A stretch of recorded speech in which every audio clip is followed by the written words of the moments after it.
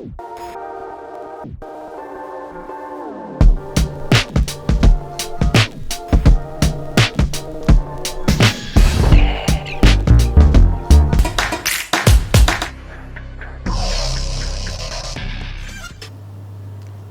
नमस्ते। मेरा नाम प्रीति शर्मा है।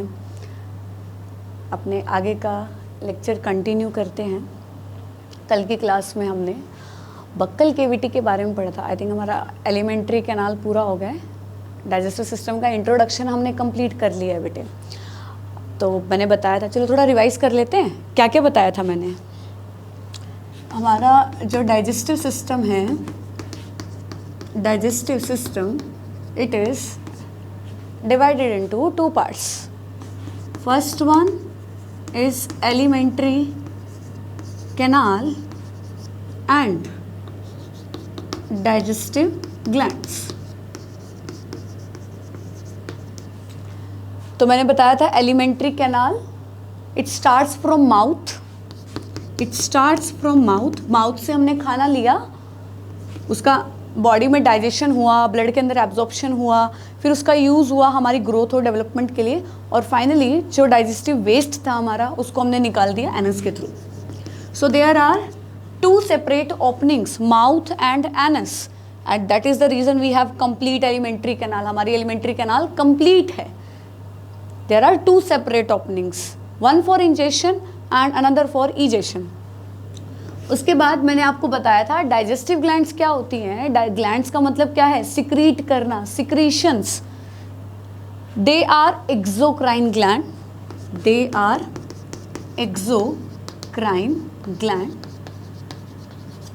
एक्सोक्राइन ग्लैंड मतलब दे हैव डक्ट्स।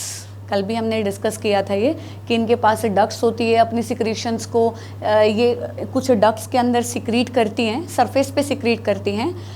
तो इनको क्या बोलते हैं? हम एक्सोक्राइन ग्लैंड बोलते हैं। बताया था ना, स्वेट सिक्रीट करने वाली ग्लैंड भी हमारी एक्सोक्राइन है, टीयर सिक्रीट करने वाली भी ग्लैंड हमारी एक्सोक्राइन है। ठीक है, तो this is also exocrine gland जो हमारे डाइजेस्टिव ग्लैंड्स हैं। तो कल मैंने बताया था मेरे बच्चों को कि इससे जो डाइजेस्टिव जूस सिक्रीट होगा, जो फ्लूइड सिक्रीट होगा, उसके अंदर प्रेजेंट होंगे एंजाइम जो कि प्रोटीन है।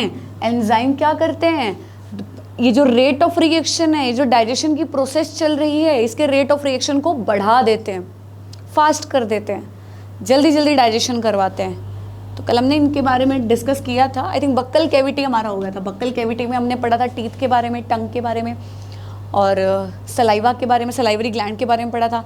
टीथ के बारे में मैंने क्या बताया था कि हमारे लाइफ टाइम में दो बार दांत आते हैं ना, एक बार टेम्परेरी टीथ होते हैं, एक परमानेंट टीथ होते हैं। टेम्परेरी मतलब मिल्क टीथ, और परमानेंट जो हमारे मेच्योरिटी पे आते हैं, बाद में आते हैं। इस कंडीशन को हमने डायफाइडोंट बोला। उसके बाद मैंने बताया था हमारे पास 4 प्रकार के टीथ होते हैं, incisor, canine, premolar and molar.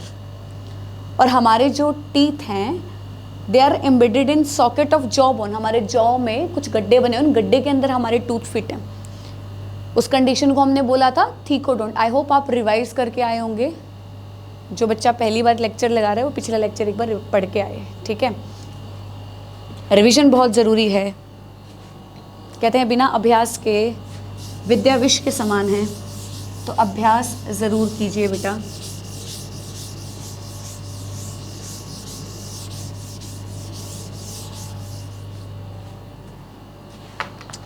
तो बक्कल कैविटी में कौन से एंजाइम रिलीज हुआ था? Salivary amylase, salivary amylase.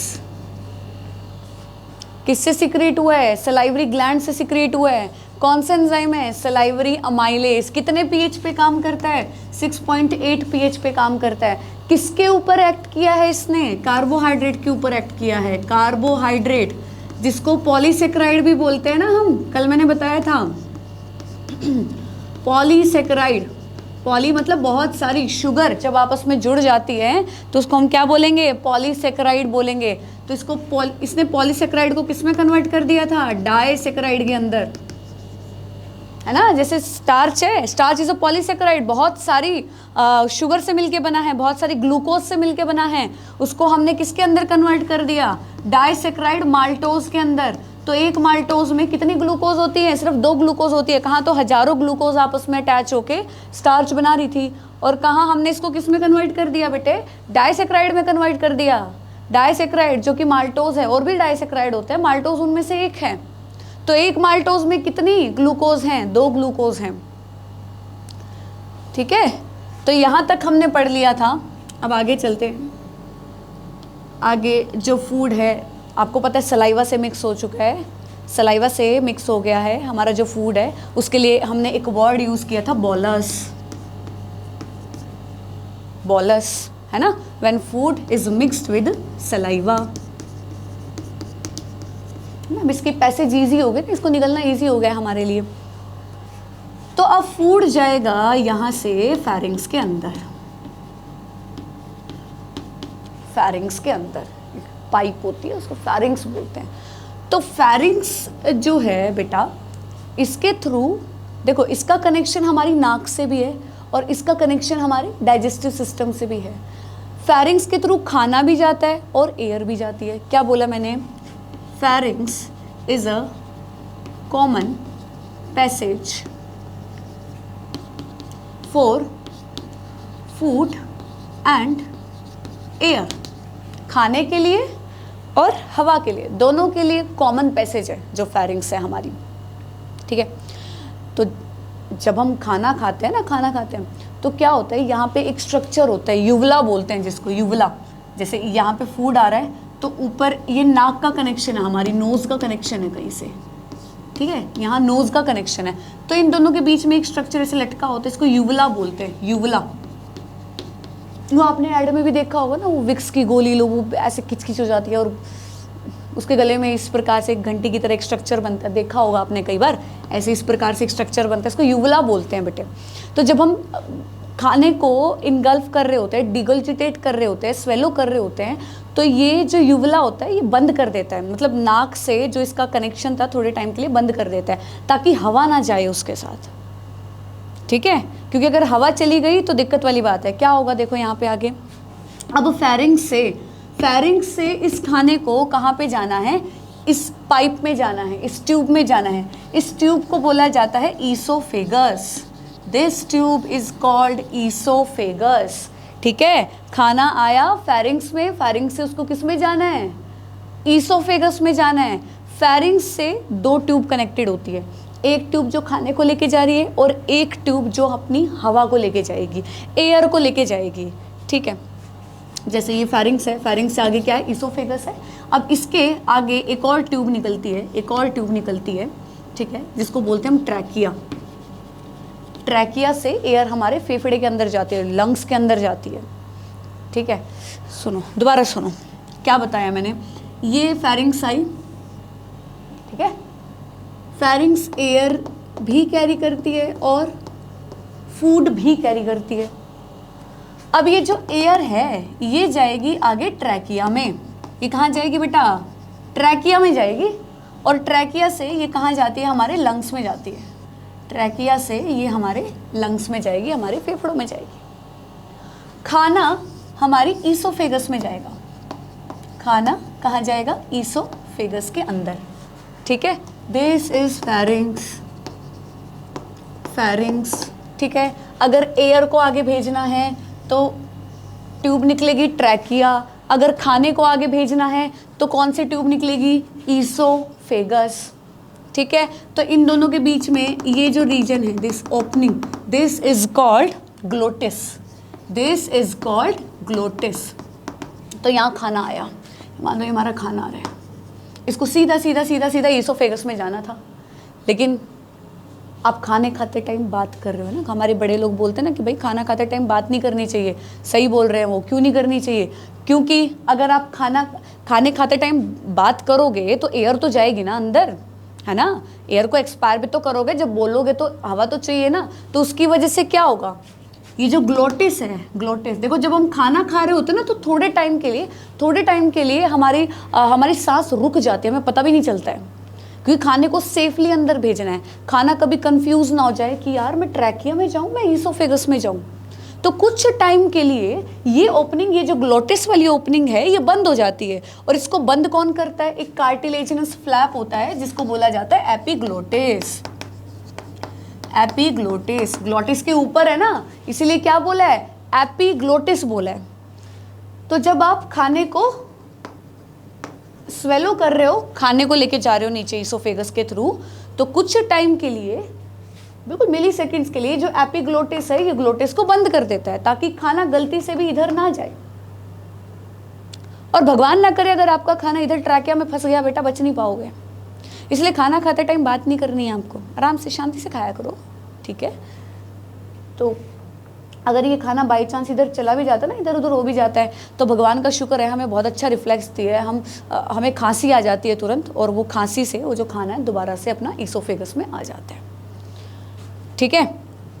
तो ये एपिग्लोटिस क्या करता है, इसको गार्ड करके रखता है कि भाई जब खाना आ रहा है तो ये ऐसे बंद हो जाता है, ठीक है। उस ओपनिंग को बंद कर देता है कि भाई खाना जा रहा है, सेफली ईसोफेगस में भेजना, उसको ट्रैकिया में नहीं भेजना है। ट्रैकिया में क्या आएगी, ट्रैकिया में एयर आएगी, है ना, ट्रैकिया में एयर आएगी और ये आगे जाके यहाँ पे लंग्स में छोड़ देगा, ठीक है। ट्रैकिया से भी पहले एक वॉइस बॉक्स आता है लैरिंग्स नाम का, वो ना मैं आपको उसमें पढ़ाऊंगी, रेस्पिरेशन वाले टॉपिक में पढ़ाऊंगी, अभी नहीं पढ़ाऊंगी, अभी सिर्फ इसका समझो, ठीक है। आई होप इतना क्लियर हो गया होगा आपको, ठीक है। अब ये खाना आ चुका है हमारे ईसोफेगस में, अब आगे क्या होगा सुनो।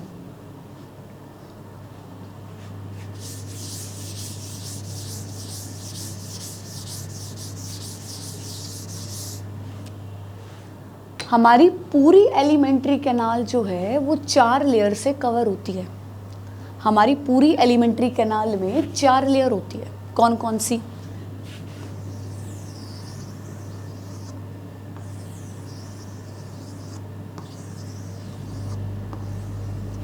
सबसे बाहर वाली जो लेयर होती है उसको बोला जाता है सिरोसा। उसके बाद आती है मस्कुलैरिस, ऑफ कोर्स मसल्स होंगी उसमें। उसके बाद आती है सब म्यूकोजा। 10th में इतना डिटेल में है नहीं ये टॉपिक, बस मुझे आपको एक चीज़ समझाने उसके लिए बताना पड़ रहा है, ठीक है। सब म्यूकोजा और सबसे अंदर वाली होती है म्यूकोजा। 11th में पढ़ेंगे इसको डिटेल में, ठीक है। तो मसल्स का काम क्या होगा यहाँ पे, जैसे खाना आया इस ट्यूब में तो इस खाने को आगे की तरफ भेजना है ऐसे कॉन्ट्रैक्ट करके, समझे। चलो इसको थोड़ा सा और बेटर करते हैं।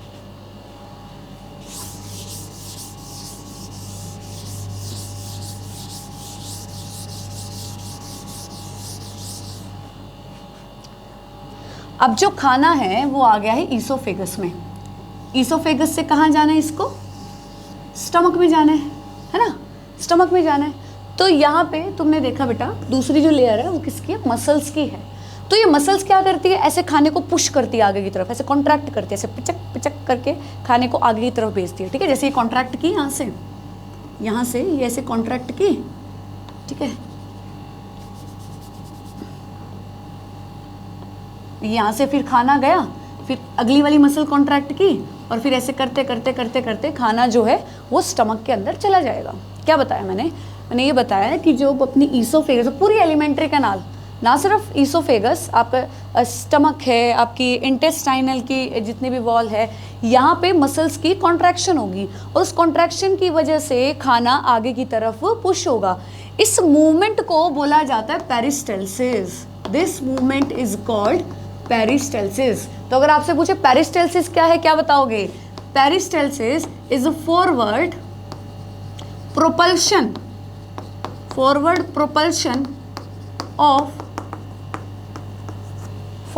propulsion of food due to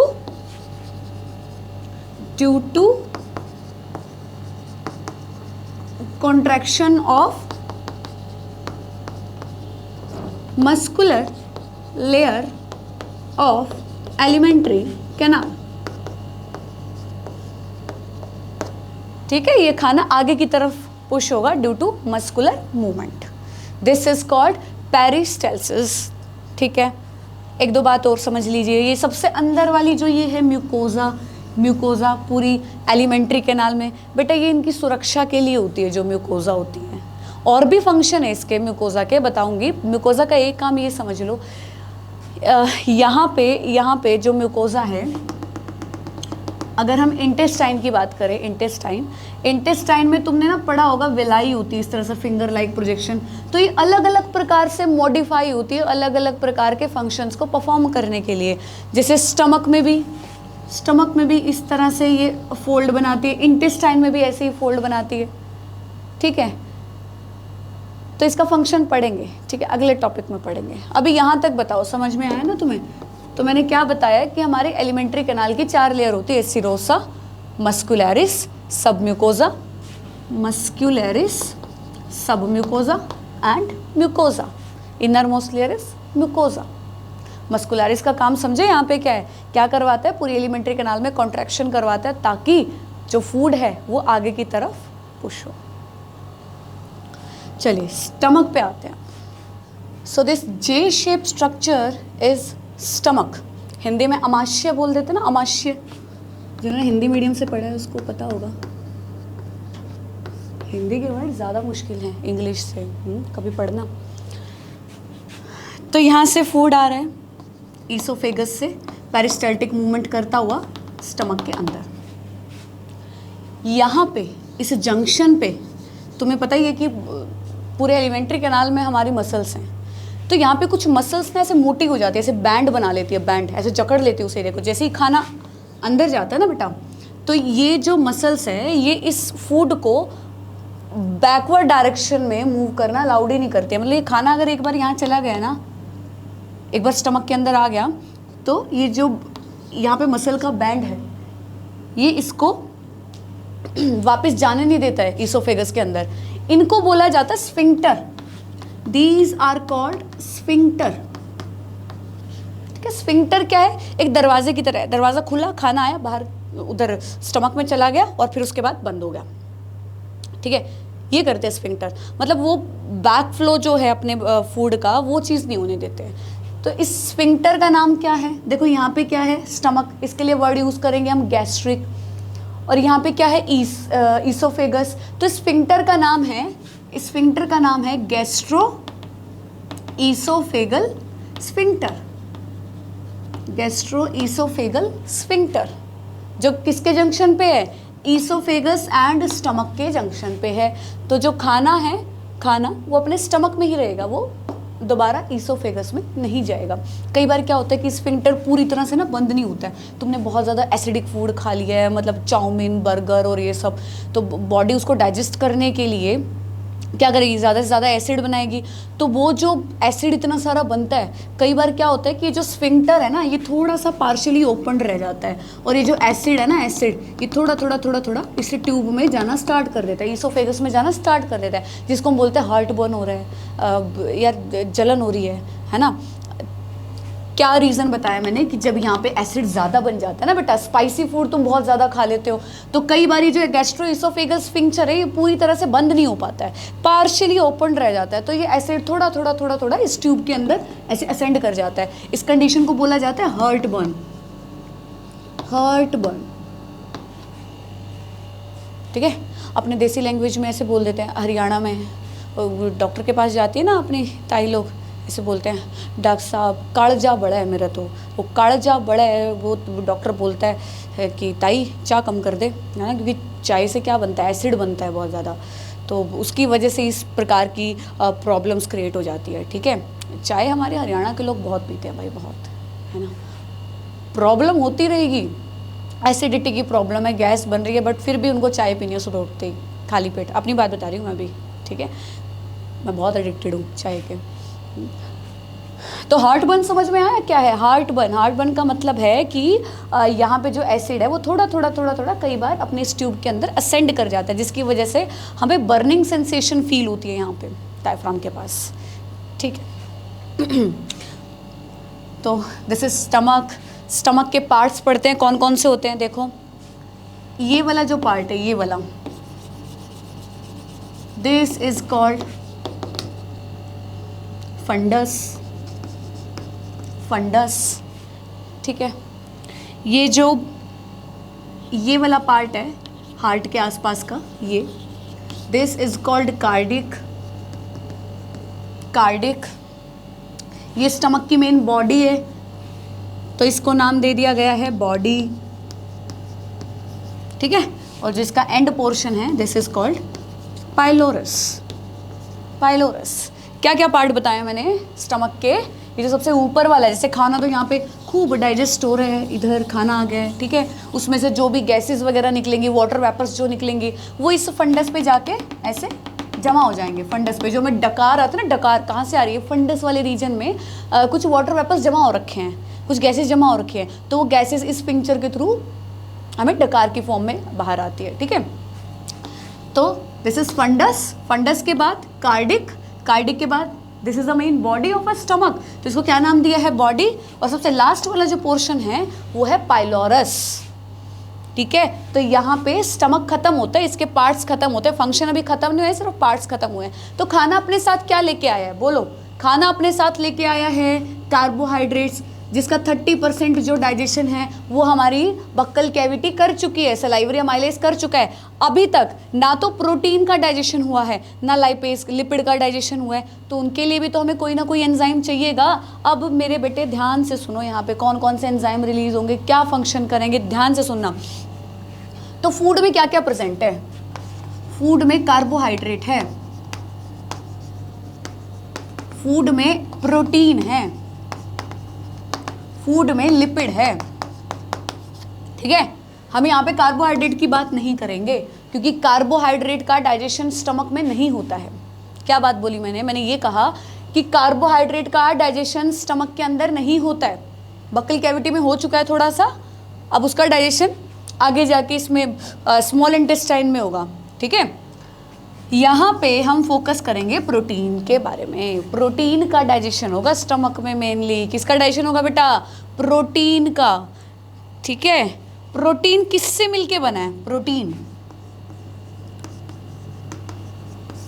digestion हम यही कह रहे हैं ना कि ये जो कॉम्प्लेक्स फूड है इसको हम सिंपल में ब्रेक कर रहे हैं, सिंपल में तोड़ रहे हैं। तो प्रोटीन किससे मिलके बनी है, बहुत सारे अमीनो एसिड से मिलके बनी है। Protein is made up of large number of amino acid. Sir तो नहीं चकरा गए नाम सुन के, अमीनो एसिड बहुत इजी है, मेरे बच्चों ने केमिस्ट्री पढ़ी है ना। देखो अमीनो एसिड क्या होता है, एक अल्काइल ग्रुप मिलेगा तुम्हें, ठीक है, उसके एक साइड पे लगा दो अमीन, अमीन, और एक साइड पे लगा दो इसके कार्बोक्सिलिक एसिड, ये है बेटा हमारा अमीनो एसिड। क्या बोला मैंने, एक साइड पे तो क्या लगता है, अमीन लगता है, और एक साइड पे कार्बोक्सिलिक ग्रुप लगता है, तो अमीन एसिड, अमीनो एसिड। आज के बाद मेरे बच्चों से अगर कोई पूछेगा प्रोटीन, प्रोटीन किसका बना है, क्या बताओगे, protein is made up of large number of amino acid. Protein बहुत सारे अमीनो एसिड से मिलके बना है। जैसे मैंने बताया था polysaccharide, polysaccharide is made up of large number of monosaccharide units, large number of disaccharides. ठीक है, बहुत सारी शुगर से मिलके हमारी पॉलीसेक्राइड बनी है। ऐसे ही प्रोटीन भी हमारा बहुत सारे अमीनो एसिड से मिलके बना है। अगर आपसे पूछे अमीनो एसिड के बीच में बताना बॉन्ड कौन सा होता है, बता देती हूँ ना बॉन्ड कौन सा होता है। वैसे तो तुम डिटेल में पढ़ोगे इन चीज़ों को आगे हायर क्लासेस में, बट हमें इसको कॉन्सेप्ट समझने के लिए पढ़ना पड़ेगा, है ना। अमीनो एसिड, बहुत सारे अमीनो एसिड के बीच में, अभी बस इस बॉन्ड का नाम याद कर लो बेटा। एक साइड पे कौन सा ग्रुप है, COOH, एक साइड पे क्या है, NH2। ठीक है, तो एक अमीनो एसिड का COOH और दूसरे अमीनो एसिड का NH2, ये आपस में बॉन्ड बना के आपस में जुड़े होते हैं, एक लंबी चेन बनाते हैं प्रोटीन की। तो इनके बीच में जो बॉन्ड होता है उसको बोला जाता है peptide bond. Bond is called peptide bond. ठीक है, अगर मेरे बच्चों से कोई पूछेगा अमीनो एसिड्स के बीच में कौन सा बॉन्ड होता है, तो मेरे बच्चे क्या बताएंगे, पेप्टाइड बॉन्ड। अगर पूछे कैसे बना है, बता देना एक अमीनो एसिड का COOH और एक अमीनो एसिड का अमीन ग्रुप आपस में फ्रेंडशिप कर लेते हैं, आपस में जुड़ जाते हैं। यहाँ पे एक वाटर मॉलिक्यूल रिमूव हो जाता है, पानी का मॉलिक्यूल रिमूव हो जाता है, तो बचता है CONH, CONH।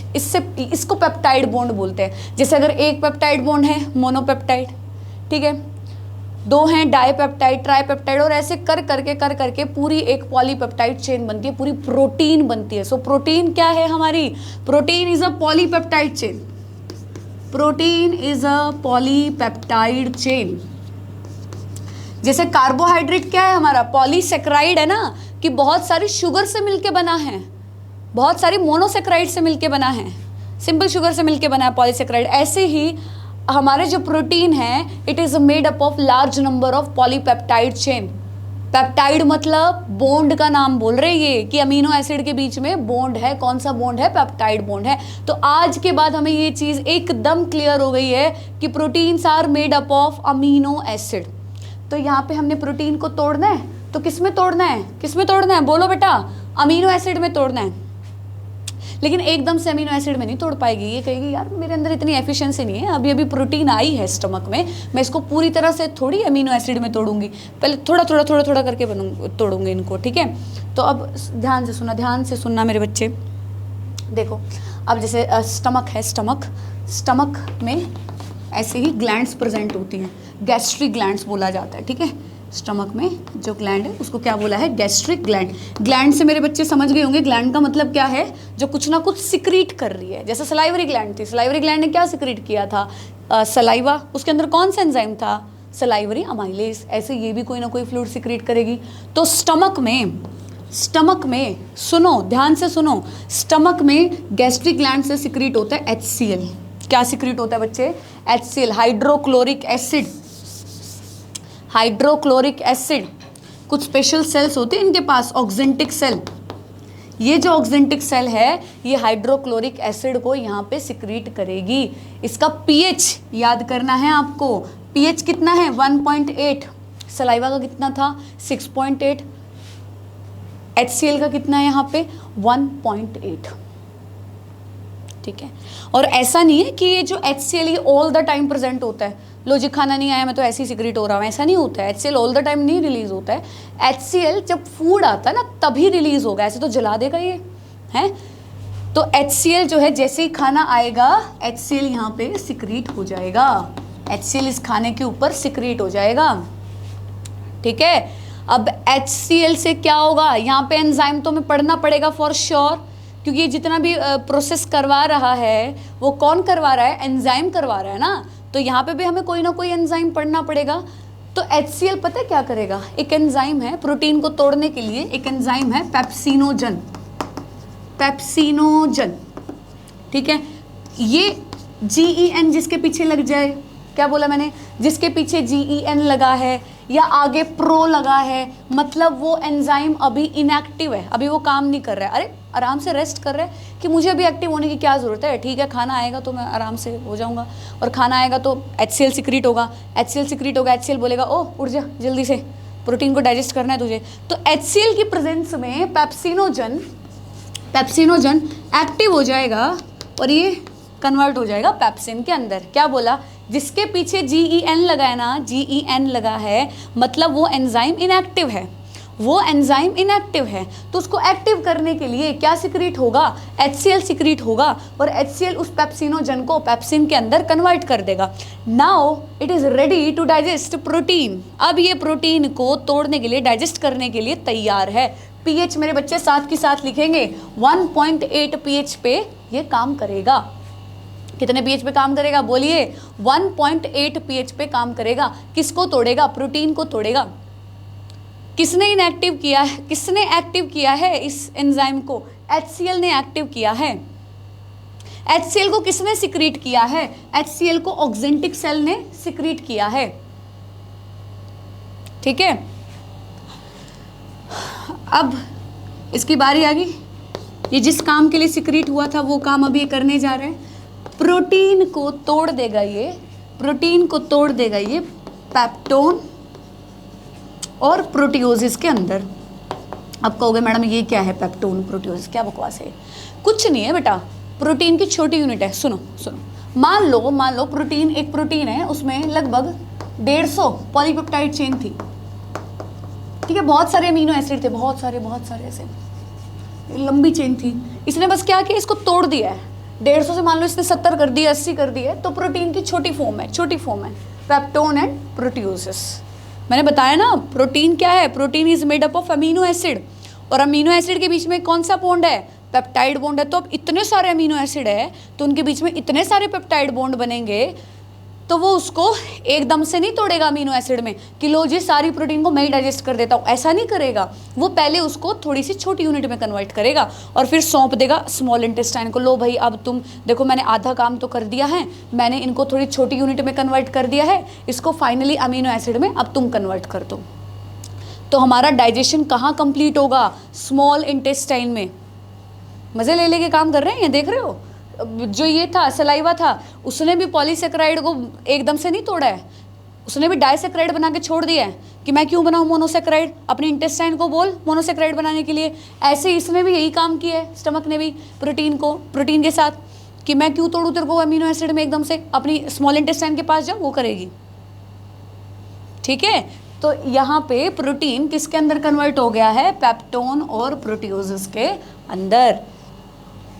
ठीक है, in the presence of which enzyme, in the presence of pepsin, in the presence of pepsin. मेरे बच्चे ये याद कर ले अच्छे से।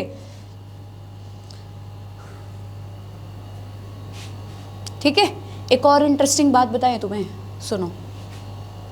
अब तुमने सोचा ये इतना खतरनाक एसिड यहाँ पे रिलीज हो रहा है जिसका pH 1.8 है, ये जला नहीं रहेगा इसको ऐसे तो, स्टमक की वॉल को, तो इसका भी कोई सोल्यूशन होना चाहिए। इसका सोल्यूशन है बेटा, इसका सोल्यूशन ये है कि स्टमक की वॉल को इस एसिड के डायरेक्ट कॉन्टेक्ट से बचाने के लिए एक लेयर होती है म्यूकस की एक लेयर होती है।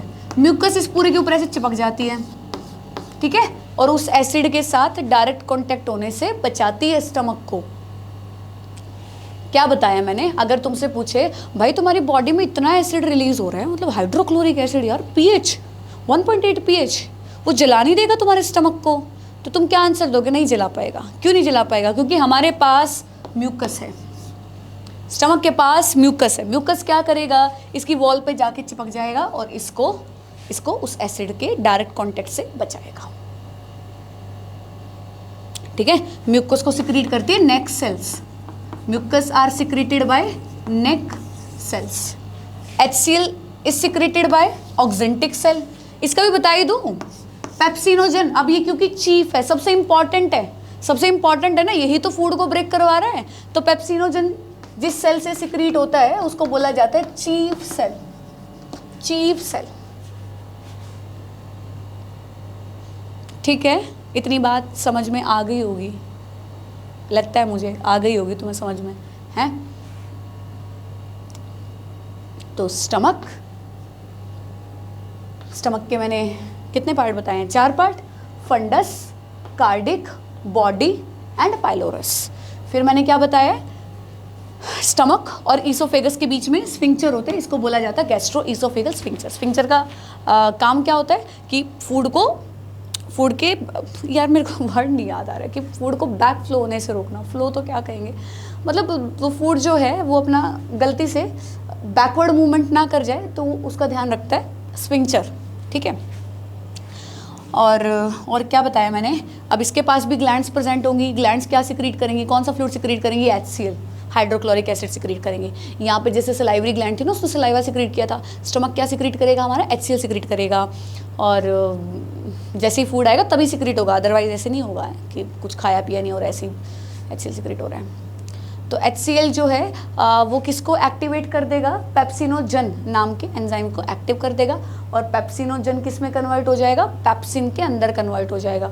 ठीक है, और पेप्सिन का काम क्या है? प्रोटीन को डाइजेस्ट करना, प्रोटीन को ब्रेक करना छोटी यूनिट में, जिनको हम पेप्टोन और प्रोटियोसिस बोलते हैं। प्रोटीन किसकी बनी है? अमीनो एसिड की बनी है। अमीनो एसिड के बीच में कौन सा बॉन्ड है? पेप्टाइड बॉन्ड है। तो ऐसे बहुत सारे अमीनो एसिड हैं और उनके बीच में पेप्टाइड बॉन्ड है, तो protein is a polypeptide chain. तो ये उसको अमीनो एसिड में तो नहीं तोड़ेगा एकदम से, पहले उसको छोटी यूनिट में तोड़ेगा, जिसको हम बोलते हैं पेप्टोन्स एंड प्रोटियोसिस। आई होप ये सारा क्लियर हो गया होगा मेरे बच्चों को। ठीक है, अब बच्चे की बात आई है, तो बच्चे से मेरे को एक और टॉपिक याद आ गया इसका। देखो,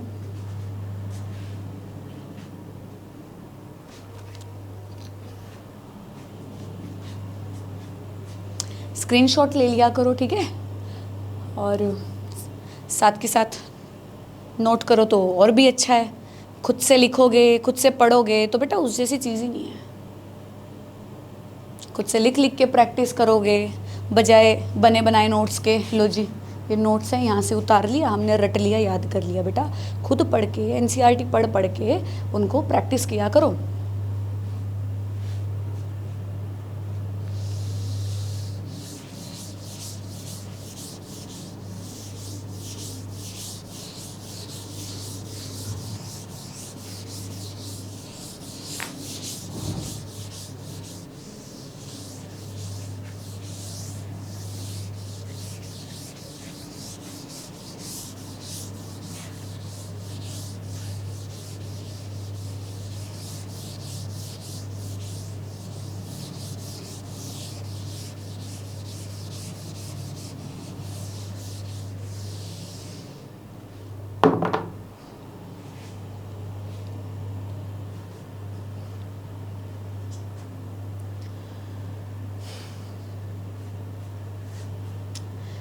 स्टमक में एक और एंजाइम होता है हमारे अंदर, जो नहीं, जो छोटे छोटे पैदा होते बच्चे ना, इन्फेंट बोलते हैं जिनको, हैं इन्फेंट, उनमें एक और एंजाइम रिलीज होता है जिसका नाम है रेनिन, RENNIN।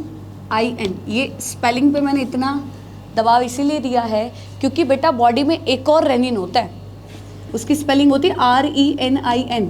ये हार्मोन है, RENIN हार्मोन है, ये एंजाइम है, दोनों के काम अलग अलग हैं। रेनिन ये किस में मिलता है? ये मिलता है सिर्फ और सिर्फ इन्फेंट्स के अंदर, ठीक है। अब तुमने देखा होगा ना, बच्चे को दूध पिला देते हैं तो थोड़ा सा उल्टा सुल्टा हो अपना उल्टी गिरा देता है, उल्टी में उस दूध की दही जम जाती है।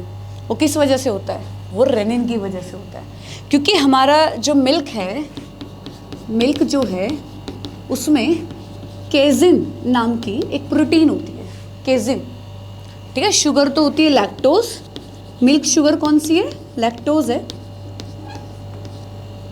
और मिल्क प्रोटीन कौन सी होती है? केजिन। तो रेनिन क्या करता है? रेनिन इस केजिन को डाइजेस्ट करता है, इसकी वजह से दूध की दही जम जाती है ना। हमारे अंदर केजिन का डाइजेशन ये नहीं करता है, रेनिन नहीं करता है, क्योंकि हमारे पास रेनिन नहीं है। जो पैनक्रिएटिक एंजाइम है ना, एडल्ट्स में जो पैनक्रिएटिक एंजाइम है, पैनक्रिएटिक एंजाइम, ये इस केजिन का डाइजेशन करते हैं, ठीक है। हमारे पास रेनिन नहीं मिलेगा। रेनिन सिर्फ किस में मिलेगा? इन्फेंट्स में मिलेगा। इसको बोला जाता है curdling of milk, curdling of milk, ठीक है। स्टमक खत्म कर दिया हमने, ठीक है। स्टमक के पार्ट्स पढ़ लिए, कौन कौन से पार्ट्स हैं? Fundus, cardiac, body, pylorus. फिर मैंने बताया है स्टमक में 3 प्रकार की सेल होती है। कितने प्रकार की सेल है? 3। ऑक्जेंटिक, नेक सेल, और तीसरी कौन सी है? Chief cell. ऑक्जेंटिक सेल ने क्या सिक्रीट किया? Hydrochloric acid. हाइड्रोक्लोरिक एसिड ने किसको एक्टिव किया? पेप्सिनोजन को। पेप्सिनोजन कहाँ से सिक्रीट हो रहा है? चीफ सेल से। पेप्सिनोजन एक्टिव होकर किस में कन्वर्ट हो रहा है? पेप्सिन में। अब पेप्सिन का काम क्या है? पेप्सिन का काम है प्रोटीन को छोटी छोटी यूनिट्स में तोड़ना, जिसको हमने कहा है प्रोटियोसिस एंड पेप्टोन्स। अब इतने एसिडिक नेचर से हमारे स्टमक की वॉल को कौन बचा रहा है, कौन प्रोटेक्ट कर रहा है? म्यूकस। म्यूकस को कौन सिक्रीट कर रहा है? नेक सेल सिक्रीट कर रहे हैं।